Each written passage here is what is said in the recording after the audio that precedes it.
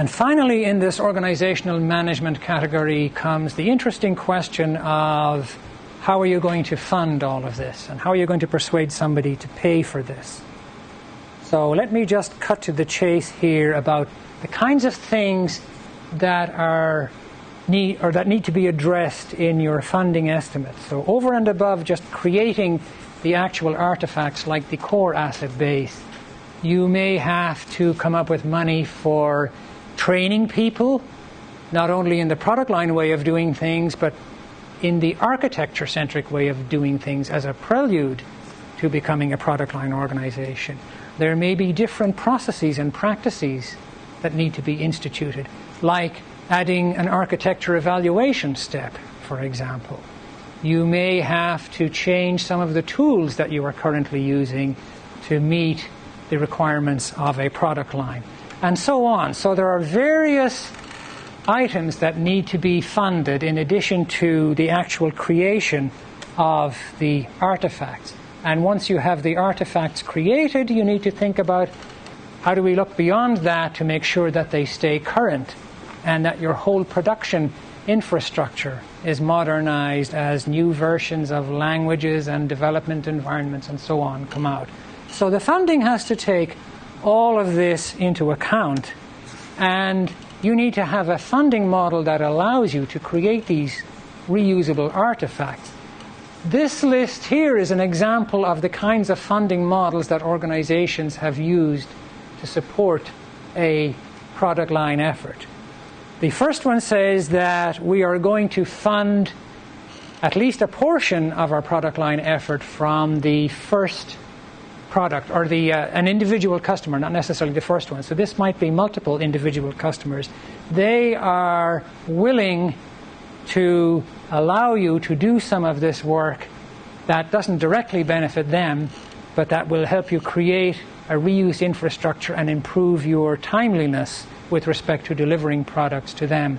This isn't often the case, we have found. What's more typical is that you rely on a corporate source of R&D money to get your product line started.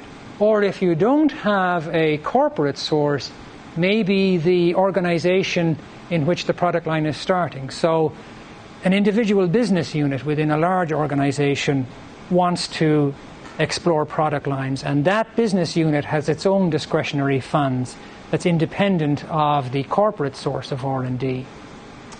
An alternative to getting direct money from the R&D corporate source is to borrow it from the R&D source and then pay it back once you become self-sufficient. So it's like taking out a mortgage or a loan.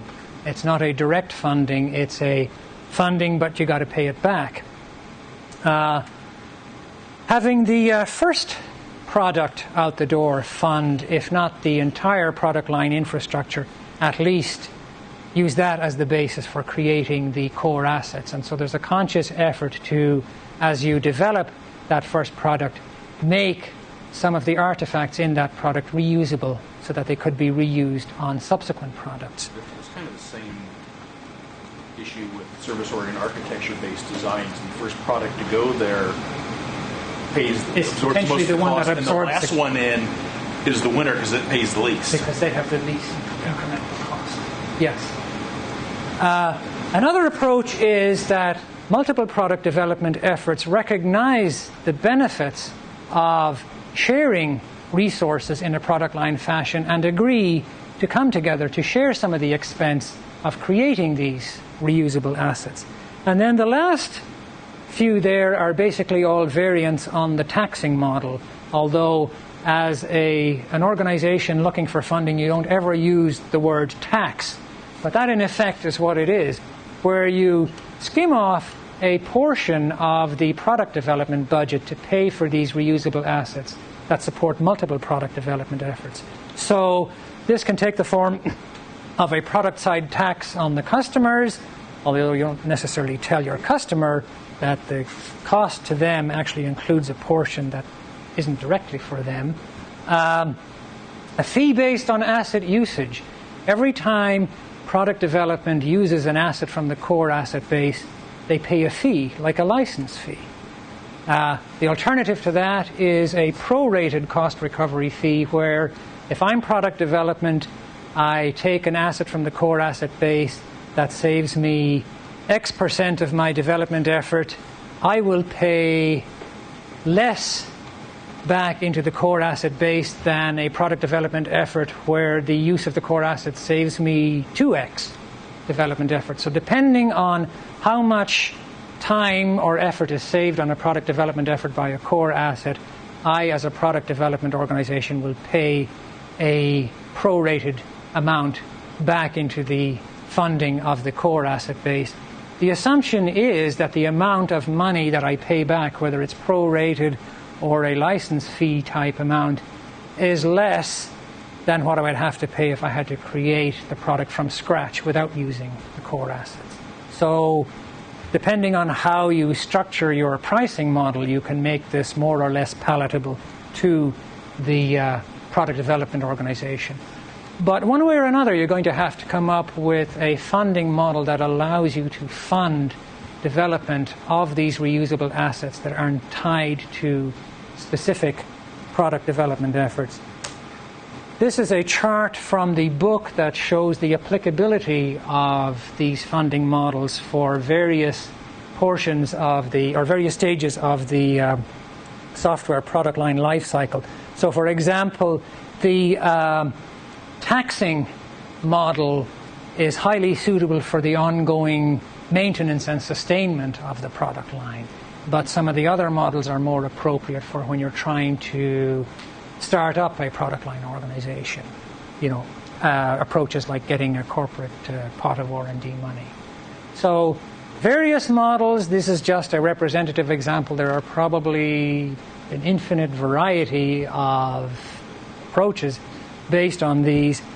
Anybody want to comment on an approach that would be most appropriate in your organization to pay for assets that are going to be reused across multiple different product development efforts? Let me just go back to the list here. There are a few organizations that are still fee for service. Fee for service. And they've used those fees to go back into the infrastructure and pay for additional enhancements. Yeah. So a variant on the tax. One of the risks that I see with this taxing kind of funding is might be counterproductive to motivate projects to use the core assets. Why would it be counterproductive? If the taxing model can show that for this amount of money you get this big benefit because all this work is being done up here already to support your product development effort, so you don't have to pay for all of that as a product developer in an ongoing product line situation, why wouldn't that be attractive? That's why I say you shouldn't use the tax word. You should think of it more in terms of, here's a service charge. It's a startup not kit. service charge. Pardon? Here is a startup kit for the Yeah, project. possibly. No, but I'm trying to think in terms of a name for the money that doesn't involve tax. Service charge is sort of moving in that direction, but the idea is that for this amount of money you can get this much benefit. But isn't it that we have observed many things in our organizations where we've been told this is a big advantage for you and we can predict that you save that much, and still people don't want to use it because they are afraid of losing control or not invented here, or why should I as a product developer trust the fact that we now have these people on my critical path who weren't there before. So part of the job of overcoming that kind of resistance goes back to your product line manager and your product line champion and the kind of change agent skills that person has to overcome that kind of resistance. Yeah. Might be also help to agree on the price if you're going to do a tax, to agree with the pricing with all the project managers or the other units. I mean, we had an experience in which one unit came up and they developed their own project management plus version control tool. And afterwards we went through a process improvement thing and we needed something like that. So we asked them and they came up with a fee that neither of the people inside our unit liked, so we ended up building our own afterwards. Yeah, you should not do this sort of thing independent of the people who are going to be affected by it. Your product line champion, particularly if he or she has to get the cooperation of multiple influential people at the business unit level, for example, really ought to talk to those people before imposing a model on them. So, absolutely. Some of the risks that you run into with this is the inflexibility of the way the organization comes up with money. So in the example of the only way to get money is attaching it to a customer-specific product development effort, it's going to be hard to get money in that model to support other product development efforts. Our old friend, waning management commitment, externally imposed fiscal constraints. At the beginning of the year, there's a corporate edict that says this year we're going to cut costs by 20% across the board. So straight away, you've had whatever plans you had about funding allocation, 20% gone. Congress pulls your funding. Pardon? Congress pulls your funding in the case of the military. Or in the case of the military, yes. There's the annual battle of the budget and you lose your funding. A lack of strategic focus and not really treating a product line effort as something that's part of the organization's bottom line business, and thinking of it instead in terms of, well, it's just an R&D project or an advanced technology demonstration project. We'll throw some funding at that and see how it goes, and then we'll worry about the longer term consequences. And finally, there's inadequate funding where you've done your homework and you've included all the necessary things in the funding allocation, like training and infrastructure development and so on. You've come up with what you think is a realistic number. You put that number to management, and management says, yes, we will give you the funds for the product line, but we'll only give you this much. You asked for this much, we'll give you 75% or 50% or whatever it is.